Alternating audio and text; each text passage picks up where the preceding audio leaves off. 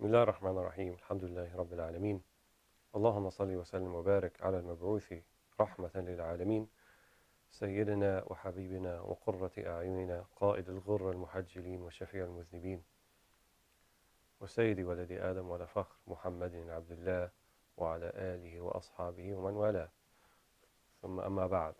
So alhamdulillah, on this auspicious day of the 9th of Dhul Hijjah, otherwise known as Yom Arafat, min a'zam ayyam ad-dunya, from the greatest, if not the greatest days of the dunya, this day of Arafah, where the Hujjaj have made their way to the plains of Arafat, and there they will remain until sunset, until Maghrib, in remembrance of Allah subhanahu wa ta'ala, in supplication and dua.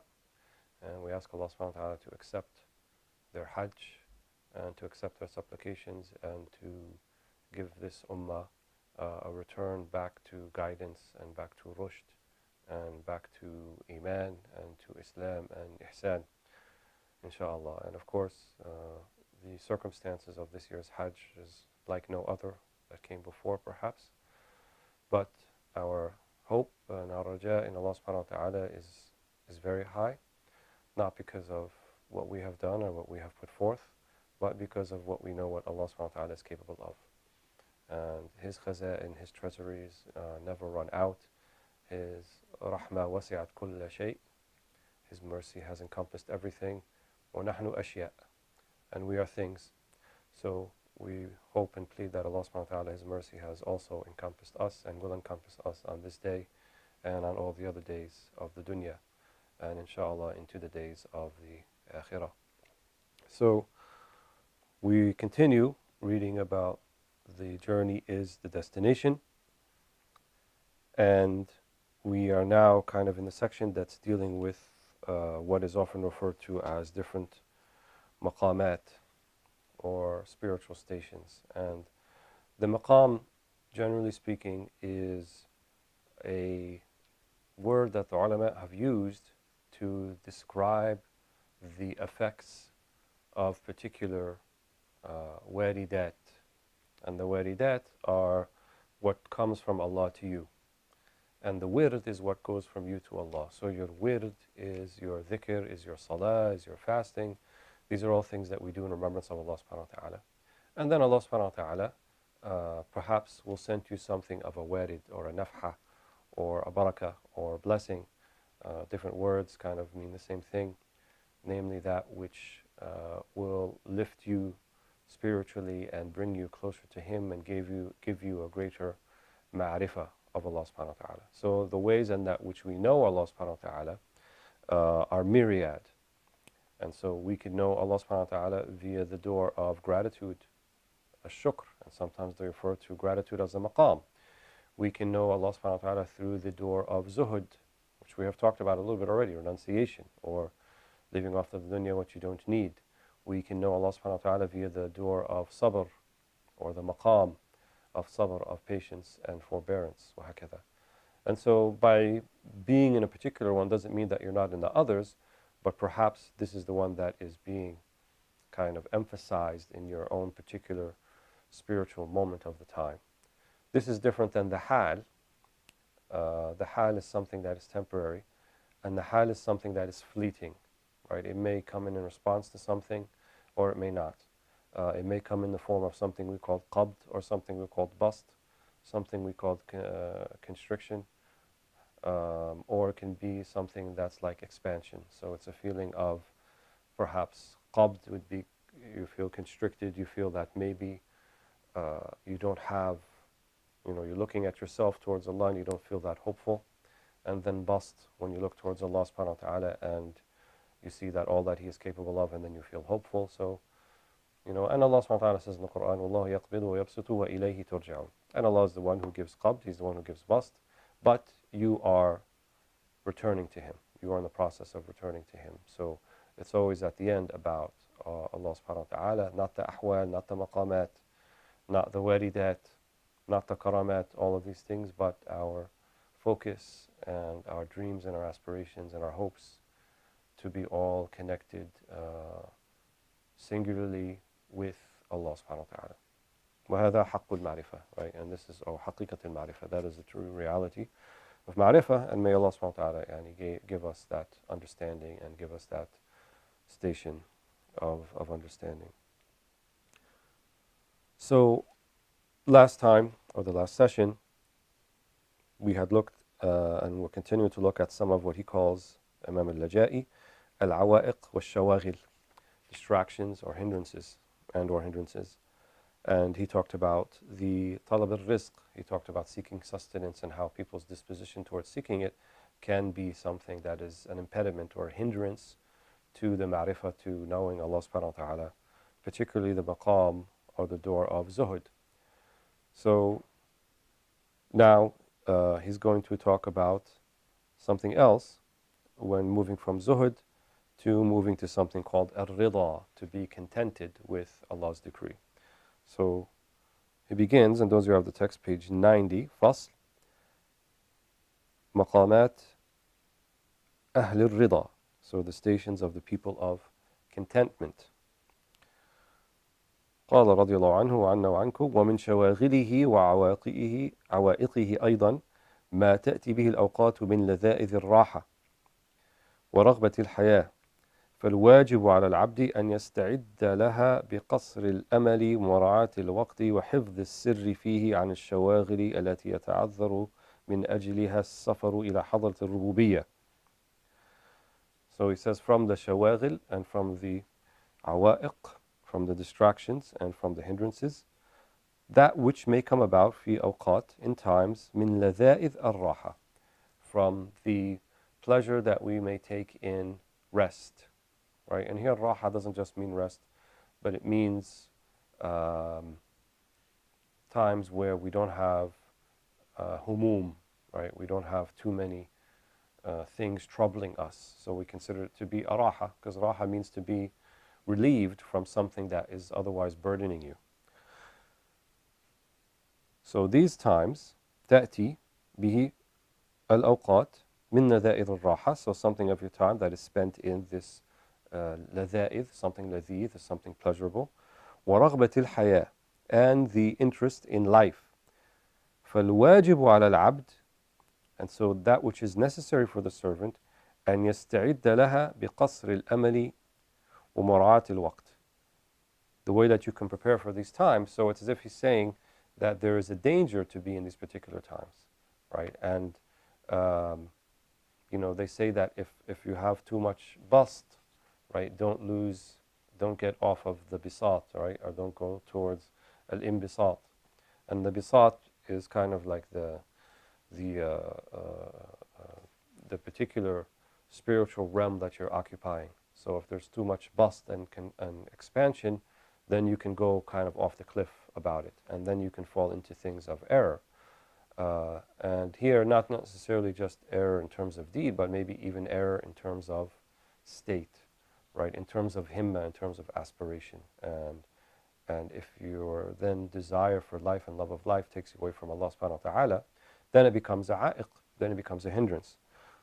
So he said you can prepare for this بِقَصْرِ الْأَمَلِ. Right? قصر الأمل means that, remember, you're not going to live forever. So the qasr of al-amal is shorten your hopes for how long you're going to live. You don't know how long you're going to live. It could be any moment. وَمُرَاعَةِ الْوَقْتِ, right? And maintenance of your time, you know, to keep track of your time and to preserve your time. وَحِفْظِ السِّرِّ فِيهِ عَنِ الشَّوَاغِلِ, right? حِفْظ السِّرِّ means to protect or preserve your sir.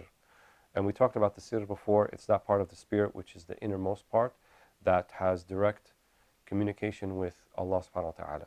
And so you can think of this as the most susceptible and sensitive part of who you are to infractions and to transgressions. So even transgressions of thought or of the spirit can affect the sir, right?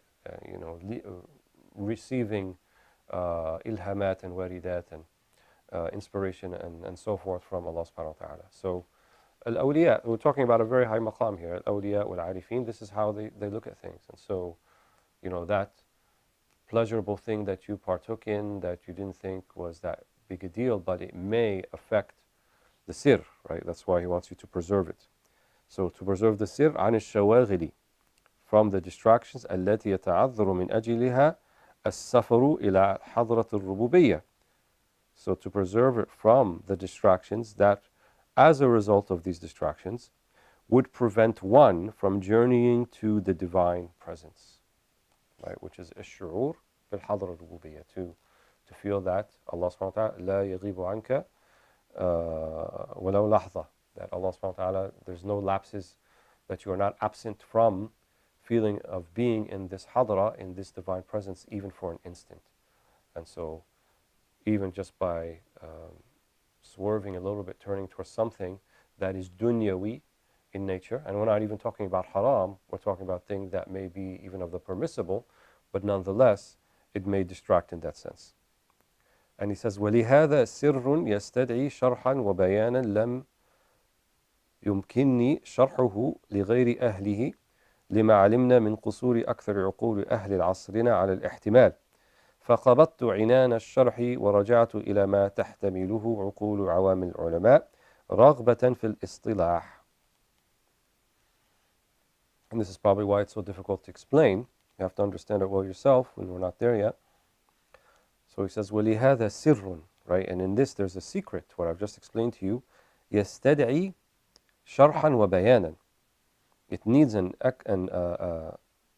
explanation and an exposition, right? بيانا لم يمكنني شرحه لغير أهلي, that I could not possibly explain except to the people who are the folk of this, who are the people of this sha'n, of this matter. لما علمنا من قصور, for that which we know from the قصور, which would be the deficiency or shortcoming of most of the people of our time, أهل عصرنا. And we said Al-Laja'i died in 599 of the Hijrah. So we're talking, the 6th century of the Hijrah, which is the 13th or 12th century Miladi. So something, he's talking about the people of nearly 800 years ago or more. And he's talking about Qusur al-Uqul, right? And he's talking about the deficiency of their spiritual intellect at that time. عن الاحتمال, right? For them to understand what I'm talking about. فقبضت عنان الشرح, right? So I held back on the reins of commentary, of exposition. ورجعت, and I went back to that which people who are from amongst عوام العلماء, right? He's not saying عوام الناس, عوام العلماء. So to the general ulama. So these people are versed in fiqh and aqidah and have studied, and they could be imams and they could be muftis and they could be many things and salikin. But what he's talking about here is something على مستوى الأولياء والعارفين. So he said I went back to just explaining in a way that would be palpable, that would be understandable to them. رغبة في الاصطلاح, رغبة في الاصطلاح, so that we can arrive at a common understanding. ولا تصلح المحافظة على الوقت للعوام إلا وجود الصبر. And the validity of preserving one's time for the awam, here, and he's talking, I think, awam al-ulama again, for people generally, cannot be done إلا بوجود الصبر, except by the existence of patience and forbearance. لأن الصبر مطية العوام لا مطية الخواص. Because patience and forbearance is the riding mount of people in general. لا مطية الخصوص, right? Not for very specific types of people, right? The more elite amongst the Arifin and the awliya.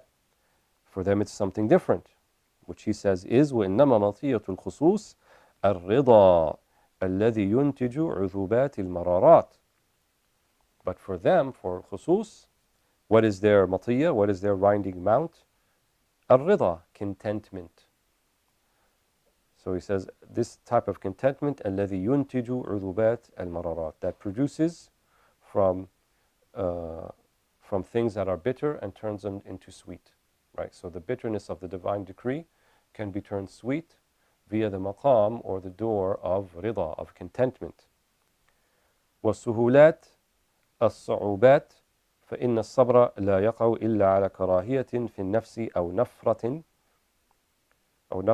أو عجز أو عصيان إذا جذبت لسلوك ضيق طريق الاستقامة. So it also will make things that are difficult easy. سهولات والصعوبات. فإن الصبر, for patience, لا يقع إلا على كراهية في النفس. Because patience, because you're contending with bitterness, right? And you're telling yourself, okay, despite its bitterness, I'm going to try to get through this. So it's not predicated, as he said, on rida, contentment, which sees no bitterness to begin with. And so that which is normally bitter for others will be seen as sweet, or that which is normally seen as difficult would be seen as sahl, because they're seeing it via the mu'amalat al-khaliq. They're seeing it via the dealing with Allah subhanahu wa ta'ala on all levels via Allah and not via creation. And so when you look at creation, it can only give you misgivings and trepidation and anxiety because you're looking at alam al-asbab. Right? You're looking at just the world of intermediary causes, and if you assign these intermediate causes power and volition of their own, then it will cause you trepidation and anxiety. But if you look to the master of all of these asbab, or musabbib al-asbab, as we said in earlier sessions, then it should give you hope, because our Lord, our God, Allah subhanahu wa ta'ala, is a merciful one and a compassionate one. And those, what we see as setbacks and roadblocks or otherwise in our path towards Him, really we believe inshallah that they are there for our own benefit, though we may not see it in that particular time. So sabr, then he said, فإن الصبر لا يقع إلا على كراهية.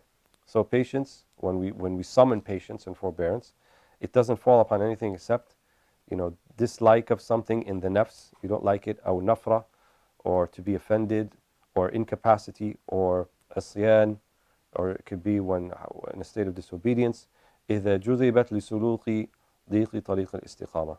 Right? If it's that which pulls you to wayfare towards the path of istiqamah, right? The path of uprightness, spiritual uprightness. فإذا سهل ذلك عليها والتذت به ودخلت في الطاعة بعذوبة وسماحة فلا معنى للصبر في هذا المقام، لأن العبد إذا ظفر بهذه الدرجة اتصل بمقامات أهل الرضا، وهو المقام المحمود عند أهل التحقيق. So, if it becomes easy for one, this type of sabr, and then it advances to the point al-tadhat bihi, right, that it even now feels not bitter, but feels spiritually pleasurable. ودخلت في الطاعة بعذوبة وسماحة, right, and then you enter into the state of ta'ah, the state of obedience, with عذوبة, with purity and samaha and ease. فلا معنى للصبر في هذا المقام. Then there's no meaning for patience in that particular maqam, because now you've gone from just dealing with the bitterness to seeing the bitter as being sweet.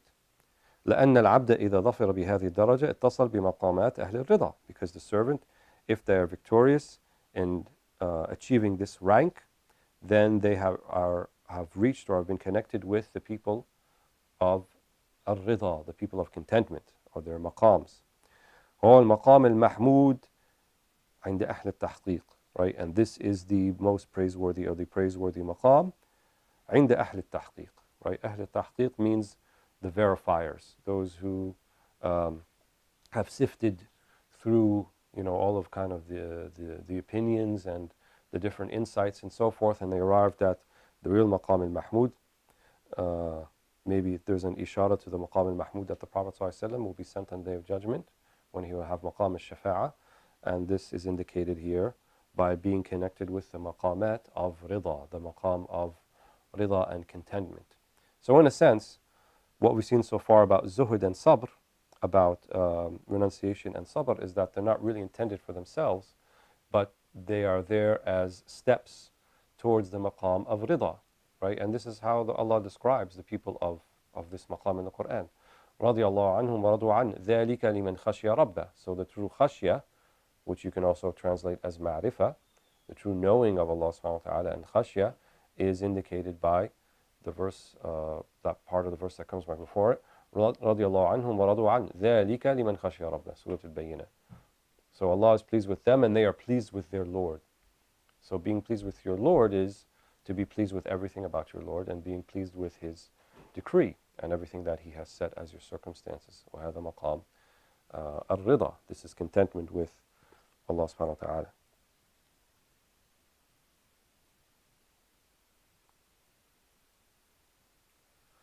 So after that, فصل في مراقبة الهمم تستدعي جهدا عظيما. And this is what we kind of alluded to earlier, that for the vigilance of one's aspirations requires a very great effort.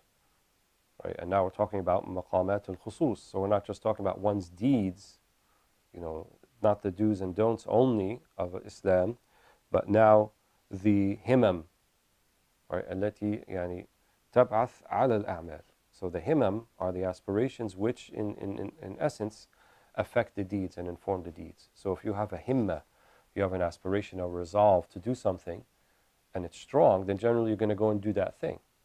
So it might be something good, it might be something bad.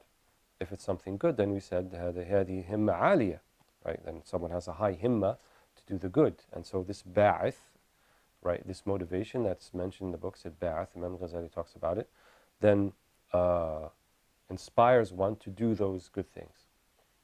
So that means in order to kind of treat it at its root, so not just you go do this and you do that because it's the right thing, but you're not convinced, but to treat it at its root at the level of the himam, the himma, is the more sustainable way to do it, and it is the way of the ulama and the arifin.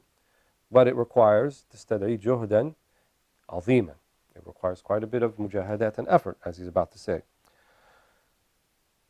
فيقول فإذا رقي العبد من سفل الزهد في الحظ العاجل إلى علو الزهد في الحظ الآجل في النعيم المقيم فقد وضع قدمه في أول درجة من زهد العارفين وهو المعراج الرابع.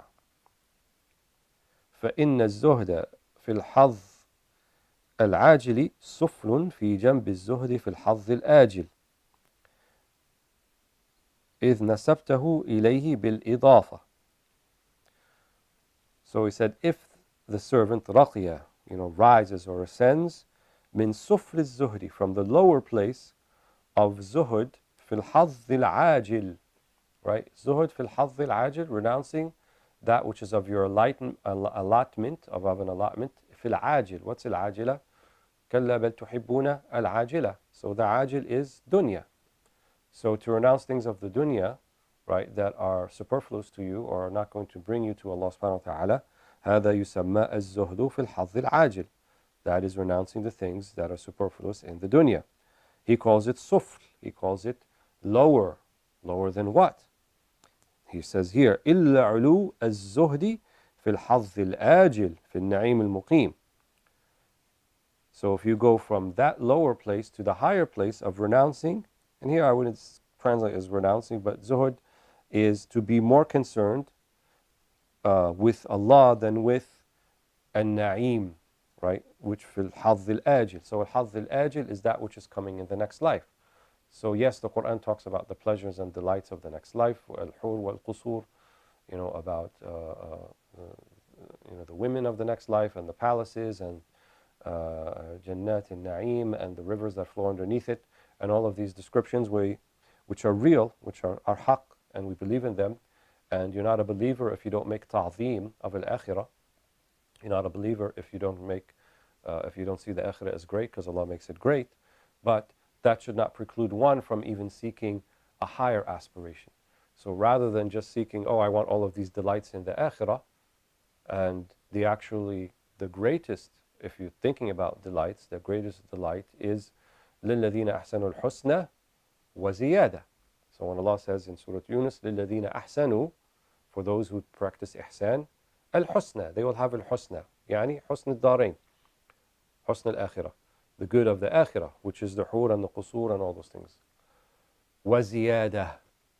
What is this ziyada? Many of the mufassirin, they said the ziyada, النَّظَرُ إِلَى وَجْهِ الْكَرِيمِ, is to gaze upon the countenance of Allah subhanahu wa ta'ala in a manner commensurate with His majesty. And they say this corresponds, Imam al-Ghazali talks about this, في جواهر القرآن, this corresponds to your himma in the dunya for having ma'rifah of Allah subhanahu wa ta'ala. So gazing upon the countenance of God can be seen as the epitome of ma'rifah, the epitome of knowing Allah subhanahu wa ta'ala. And this is something higher than all of the other delights of the akhirah. Imam al-Dardir says in the Kharida, the commentary, that some people, some of the people of paradise, and these are the highest people of paradise, all they will do is gaze upon the countenance of Allah subhanahu wa ta'ala.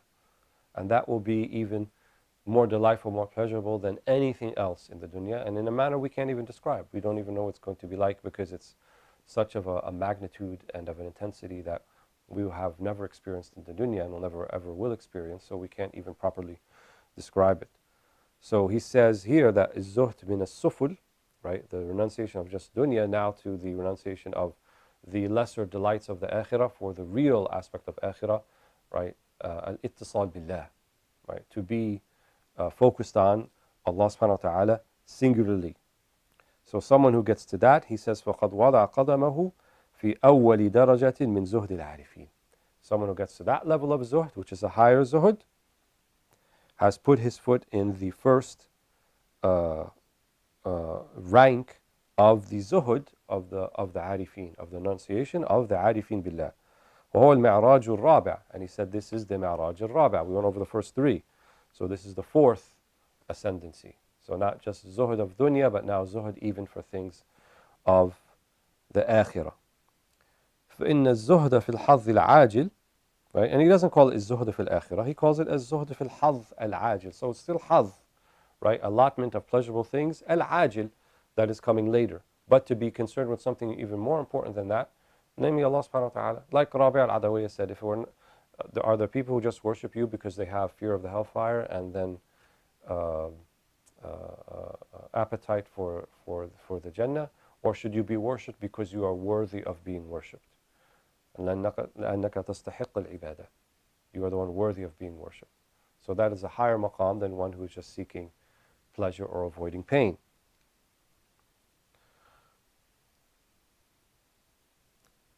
So فإن الزهد في الحظ العاجل سفل, right, is something lower. في جنب الزهد في الحظ الآجل, in the compared to the zuhud of الحظ الآجل, of the akhirah. إذا نسبته إليه بالإضافة, right, if you compare the two. Otherwise, having zuhd in the dunya is a high maqam. It's good, but this is higher. فإذا رقي العبد هذا المقام بموافقة التوفيق والعناية السابقة اقتصر على أداء الفرائض والرواتب وانتقل عن أعمال الجوارح إلى أعمال القلوب ومراقبة الهمم، وليس على النفس شيء أثقل من ذلك ولا أمر منه، لأنه أشد عليها من صيام النهار وقيام الليل، لأن مراقبة الهمم تستدعي جهدا عظيما ومرقا عسيرا وحربا شديدا، لأن ما يستفاد من ذلك هو المرغوب، ومن شدائد ما حف به من المكاره يتأتى الهروب، ولولا هو ما قل السالكون ولا كثر الهاربون، فإنا لله وإنا إليه راجعون. So if the abd, the servant, رقي هذا المقام, reaches this maqam we just described, بموافقة التوفيق والعناية السابقة, right, by Allah subhanahu wa ta'ala giving him success and his divine concern that was decreed, اقتصر على أداء الفرائض والرواتب, right, then they, here he says اقتصر, right, they limit, but I wouldn't translate it like that. They do the fara'id and they do the rawatib, here in terms of salah, rawatib and fara'id, right, which are all of the associated sunan that goes with prayers and associated sunan that goes with all other acts of worship. So there might be a tariq called tariq al-ubbad, and the path of the ubbad is to increase in acts of worship, right? Many acts of worship, so as حتى ينالوا درجة al-ubbad, till they reach the rank of the ubbad, of the worshippers, right? And so their path towards Allah is worship. He's describing another path that is also commendable and praiseworthy, and he's not praising the other path, but he's saying this is the path, as we said, this is Qutb al-Arifin, the path of the Arifin. The path of the Ubbad may lead to Ma'rifah, may not. But here, this path على زعمه, according to what Imam al-Naja'i says and what many of the other ulama and the awliya have mentioned, is that the path of the Arifin is going to be constituted of a lot of inner work, right? Spiritual work on the inside, and not just amal bil jawarih, and not just outward deeds, even though that's an important facet of it. So he says if he reaches this maqam, he does the fara'id wal rawatib, وانتقل عن أعمال الجوارح, and then moves from seeing as the deeds of the limbs as the path to Allah, إلى أعمال القلوب, to seeing the deeds of the heart as the path to Allah. And that is signified by مراقبة الهمم, by being vigilant of one's thoughts and aspirations. وليس على النفس شيء أثقل من ذلك. And he said there is nothing heavier on the nafs, on the ego, than this. One of the reasons for that is that nobody's seeing it. At least with the allotment of the limbs, people see you pray and people see you being pious, and so the nafs gets a little bit out of that. It sees itself as like, oh look, I am a pious worshipper, I am a good Muslim, I am this, and so it's pleasurable for the nafs to think of itself in that way. But for the inner work, for fighting your demons and fighting your wasawis and your misgivings and your tahwisat, your ruminations about this person's intention or that person's intention, or what are they doing and why is it like this, and all these sorts of things, that's the really hard work, right? هذا أثقل على النفس. This is more difficult, nobody sees it, and it's really just between you and Allah subhanahu wa ta'ala. So لا أثقل من ذلك ولا أمر, or more bitter. لأنه أشد عليها. This is harder for the nafs من صيام النهار وقيام الليل. It's more difficult for the nafs than fasting during the day and then praying at night. Because even if nobody sees you in those two things, fasting the day and praying at night, the nafs still feels like, it can have mura'at, it can have even ostentation with itself, right? Seeing like, oh, I can be seen like this, even if nobody sees you like that. The nafs says, I can be seen as this worshipful servant and so forth. So doing the inner work where it doesn't even feel that is more difficult and more bitter. لأن مراقبة الهمم تستدعي جهدا عظيما. He said مراقبة الهمم, being vigilant of your himma, of your aspirations, your thoughts, تستدعي جهدا عظيما, takes a lot of effort. ومرقا عسيرا, right, and it's difficult to go up. وحربا شديدا, right, and a strong battle, a severe battle with you and your soul. لأن ما يستفاد من ذلك هو المرغوب, because that which you get out of this is the true things to be sought. المرغوب. ومن شدائد ما حف به من المكاره يتأتى الهروب. And from the difficulties that you will find along this path, then people run away from this, right? ولولا هو, and if it was not for these difficulties, ما قل السالكون, then the people who are salik they would not been few, they would have been many if it was easy. ولا كثر الهاربون, and the ones who run away would have not been many if it was easy to traverse this path. فإنا لله وإنا إليه راجعون, and we are for Allah, and surely to Allah we will return. So we'll just read this one last short section. فصل السر الموجود بعد الزهد في نعيم الدارين هو مطمح نظر الصديقين. So this section dealing with the secret that is after zuhud في نعيم الدارين, right, in the حظ الآجل, in the delights of the darain, of the next life. هو مطمح نظر الصديقين. This is the true aspiration and the true goal of the siddiqeen, what they look towards as siddiqeen, those who are the champions of sincerity. واعلم أن السر الموجود بعد الزهد في نعيم الدارين جميعا وبعد فناء الفناء هو مطمح نظر الصديقين ومشايخ العارفين، لكن يتعذر عليك وجوده بظلمة نفسك وصحبة رسمك ورجوعك إلى ذاتك ومقامك معك. So he says, know that the sir that is existent, that is there after zuhud, right, even after this zuhud في الدارين, وبعد فناء الفناء, and even after one's annihilation of one's annihilation. So he didn't really talk about fana before this came along, I don't think, but fana is to be removed from your blameworthy temporal qualities that make you a blameworthy person. Uh, and even not just a blameworthy, but those qualities that keep you kind of suppressed in terms of your your spiritual ascendancy. So these are qualities of the ego.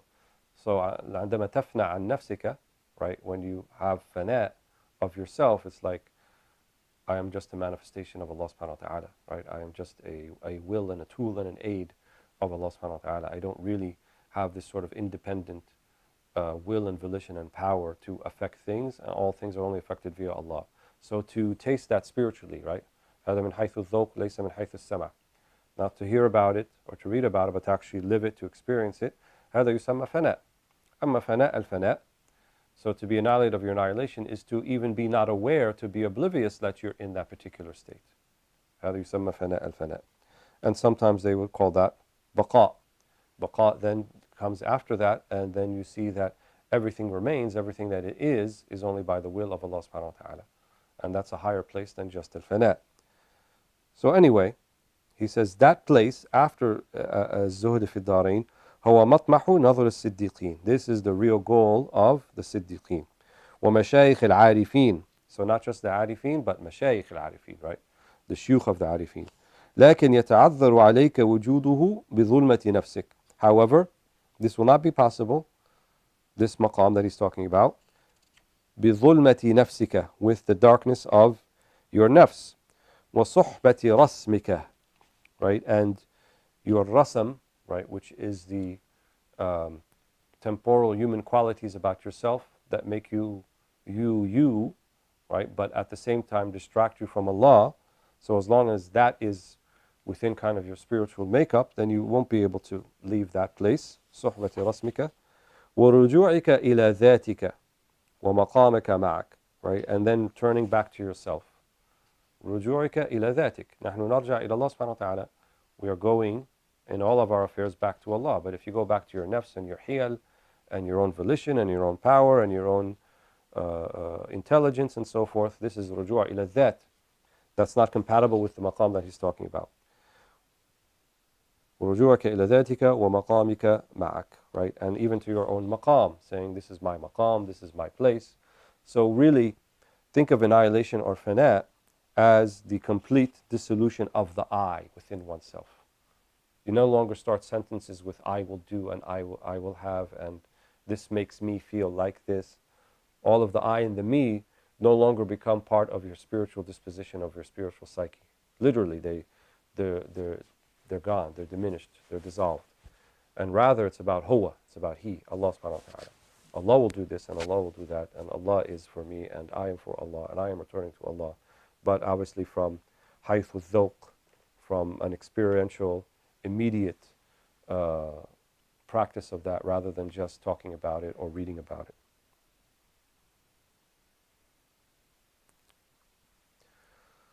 So we'll stop here inshaAllah in this blessed day of Arafah, bi'idhnillahi ta'ala.